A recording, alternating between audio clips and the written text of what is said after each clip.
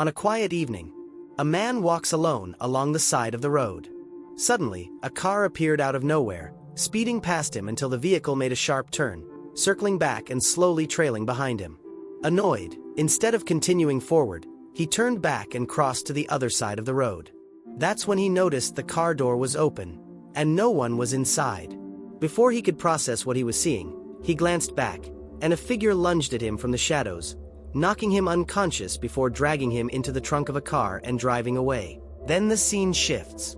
We meet Chris, an African-American photographer, who reluctantly agrees to meet the family of his white girlfriend, Rose Armitage. Not long after, Rose arrives at Chris's apartment to pick him up. As Chris gathers his gear, Rose playfully entertains his dog. Chris, however, seems distracted, nervous about meeting Rose's parents. They're white. He's black. Rose reassures him that her parents want to see him and that they're not racist. She insists everything will be fine, even encouraging Chris to stay with her family for a few days. Later on the drive, Chris calls his friend Rod, a TSA officer, to take care of his dog while he's at Rose's parents' house for a few days. Rod agrees and jokingly tells him not to go with Rose's parents because they are white. Chris laughs it off, dismissing it as one of Rod's usual antics, and hangs up. But the ride takes a darker turn. Rose doesn't notice a deer darting across the road. The car strikes it hard. The animal collapses, lifeless, and report the incident. When the police arrive, the white policeman asks for Chris's identification even though he was not driving, but Rose intervenes, and the encounter goes unrecorded. Chris was more than happy to share his ID with the policeman, but Rose was indignant and alleged that Chris was being profiled for being an African American while he had nothing to do with the deer incident. The policeman eventually relents and backs off. Soon, they're back on the road. At last, they pull into Rose's family estate. Her parents rush out, beaming, arms wide open, welcoming Chris with warmth and enthusiasm. Rose's father Dean is a neurosurgeon and her mother Missy is a psychiatrist. Chris is given a tour of the family's lavish home by Rose's father. Inside the house, Dean proudly shows Chris a collection of family photos. Among them is a picture of his own father, who once studied medicine, as well as childhood photos of Rose and her brother Jeremy. Dean even recalls how his father competed in the Olympic trials but was defeated by the legendary runner Jesse Owens. Continuing the tour, Dean introduces Chris to Missy's therapy room, where she conducts her hypnosis sessions. Soon after, Chris meets the family's two house staff members, Georgina and Walter, both African American. Chris immediately notices something unusual about their behavior. Unnatural, almost robotic at times. Picking up on Chris's unease, Dean explains that Georgina and Walter had been his parents' loyal caretakers for years, and after their passing, he couldn't bring himself to let them go, choosing instead to keep them close like family. Later that afternoon, everyone gathers on the porch for a friendly conversation. Rose's parents casually announce that they'll be hosting a house party the following day. The mood grows heavier when Chris opens up about his past, revealing the painful memory of losing his mother in a car accident when he was just a boy. Seeing how emotional the subject is, Rose's parents quickly shift gears, changing the topic to something lighter. Noticing subtle hints in Chris's behavior, Dean guesses that he might be a smoker. He then suggests hypnosis as an effective method to quit, insisting it works faster than most people expect. As the conversation continues, Georgina appears with a tray of tea. But her strange demeanor unsettles Chris, her expression a mix of forced joy and hidden distress. Before Chris can say anything, Missy sharply dismisses her, sending Georgina away in a cold, almost dismissive tone. The moment is cut short, however, when Rose's younger brother Jeremy suddenly barges in, shifting the evening in yet another odd direction. During dinner, the mood suddenly shifts when Jeremy begins grilling Chris about his physical strength. He even brings up the unsettling claim that black people are genetically stronger than whites. The tension escalates when Jeremy actually gets up from his seat, as if ready to challenge Chris to a fight. Thankfully, Rose's parents step in and shut it down before things spiral further. Later that night, once Chris and Rose are alone in her room, she vents her frustration. She's angry and embarrassed about her family's bizarre, racially charged behavior throughout the day, trying to reassure Chris that she doesn't share their views. Still restless, Chris can't sleep. He heads outside for a cigarette, hoping to calm his nerves. But instead of peace, he finds something unnerving. Out of nowhere, Walter, the groundskeeper, comes sprinting straight at him at full speed. Just as the tension peaks, Walter veers off at the last second and runs past him without a word. Shaken, Chris then notices Georgina standing at a window, fixated on her reflection, as if she doesn't even realize he's there. Disturbed by these strange encounters, Chris goes back inside and notices Missy sitting in her therapy room, quietly sipping tea. Curious and searching for a distraction, he sits down with her. Missy takes the chance to probe about his smoking habit and offers to help him quit with hypnosis. Before he can decline, she starts stirring her tea. The rhythmic scraping sound immediately begins to affect him in an odd, almost hypnotic way.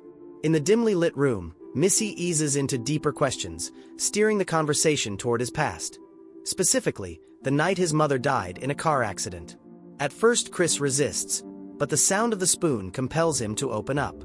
Painful memories flood back, bringing him to tears as he realizes he can't move. His body is paralyzed. Then, with a single chilling command, "Sink," Missy forces Chris into a state of complete helplessness. He feels himself falling, sinking deeper and deeper into darkness. Trapped, voiceless, and desperate to escape, he realizes he has been cast into a terrifying prison of the mind. This place, Missy reveals, is known as the sunken place. The next morning, Chris wakes up in Rose's bed, trying to convince himself that the hypnosis session was nothing more than a disturbing dream. He checks his phone, finds a text from his best friend Rod, and plugs it in to charge since the battery is almost drained.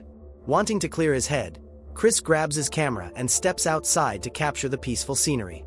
He approaches Walter, the groundskeeper, hoping for some friendly small talk. But something feels wrong. Walter's mannerisms are odd, his eyes distant, and his speech oddly formal, almost like a white man from the 1950s. When Walter casually brings up Chris's smoking habit and asks if Missy's hypnosis worked, Chris is shaken. It wasn't just a dream. The hypnosis was real. Disturbed, Chris confides in Rose, who apologizes for her mother's actions. To his surprise, though, he realizes the hypnosis actually did kill his craving for cigarettes. Later, the Armitage's annual gathering begins, and dozens of wealthy white guests arrive. From the start, their behavior is unsettling.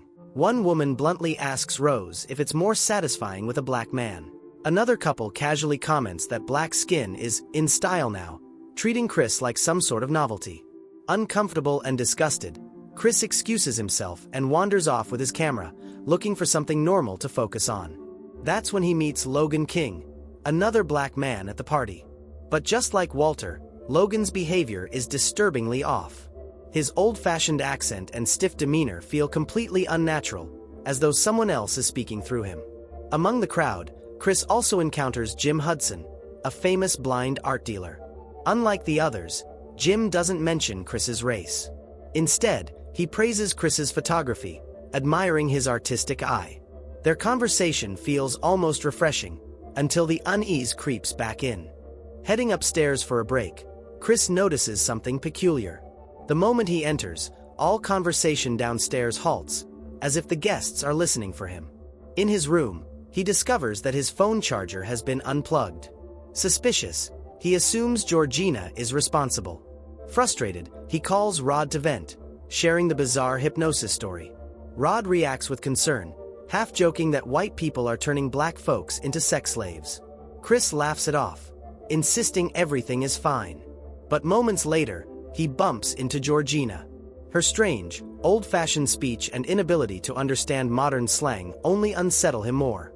When Chris admits that being surrounded by so many white people makes him uneasy, Georgina appears on the verge of confessing something. But instead, she forces a smile, begins to cry, and insists the Armitages treat her like family, before walking away in a chillingly robotic manner. Later, downstairs, Chris joins a group where Dean is entertaining the guests. He notices Logan again and discreetly snaps a photo of him to send to Rod, certain he's seen him before. But Chris forgets to turn off the flash. The moment the flash goes off, Logan's entire demeanor changes. His nose begins to bleed, his expression twists, and he suddenly lunges at Chris, screaming frantically, over and over, "Get out! Get out!" In the living room, Dean apologizes to Chris and says that Logan had a seizure. But Rose notices Chris looking uneasy and invites him out for a walk. While they're gone, the atmosphere shifts. The The family hosts a chilling auction, with Chris as the prize. The blind art dealer, Jim Hudson, ultimately places the winning bid. Out in the woods, Chris confides in Rose that strange sensations have been haunting him ever since the hypnosis session, and he feels it's time to head home. Back in his room, he snaps a photo of Logan and sends it to his best friend, Rod. To his shock, Rod recognizes him as Andre Hayworth, a man who mysteriously vanished years ago. Just as the truth begins to take shape, Chris's phone dies. Now convinced that something is deeply wrong, Chris insists to Rose that they need to leave at once. She agrees and heads downstairs to get her bag, but Chris's curiosity is piqued by an open closet. Inside, he discovers a collection of photographs, Rose with several black men, including Walter and Georgina. The truth hits hard. Chris isn't her first. When Rose returns, Chris demands the car keys. She claims she can't find them, but as they reach the stairs, the whole family is waiting. Jeremy blocks the door, Missy stands with her teacup, and Dean enters, preaching about the superior white mind. As Chris grows desperate, Rose coldly reveals she's been part of it all along. When Chris lashes out and attacks Jeremy, Missy taps her teacup, sending him spiraling into a hypnotic trance. Helpless, he's dragged into the basement. Meanwhile, Rod grows alarmed after Chris fails to respond to calls. Searching online, he discovers Andre's missing person report. Back in the basement, Chris wakes up bound to a chair. A video begins to play, revealing Rose's grandfather's sinister plan, transplanting white consciousness into young black bodies for strength, longevity, and so-called immortality. Soon after, blind Jim Hudson appears in the recording, explaining how the operation works and that he specifically wants Chris's eyes. Once the procedure is complete, Chris will be trapped in the sunken place forever. Chris now understands the horrifying truth about Walter, Georgina, and Logan King.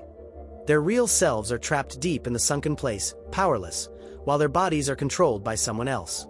The next day, Rod grows worried and files a report, explaining that his best friend Chris hasn't returned to his apartment or answered calls for nearly 2 days since visiting his girlfriend's family. Rod tells the officer that Chris's girlfriend and her parents are white, and insists they're abducting black people to use as sex slaves. But instead of taking him seriously, the officers laugh at his story. Back at his apartment, Rod tries calling Chris's phone again. This time, Rose answers.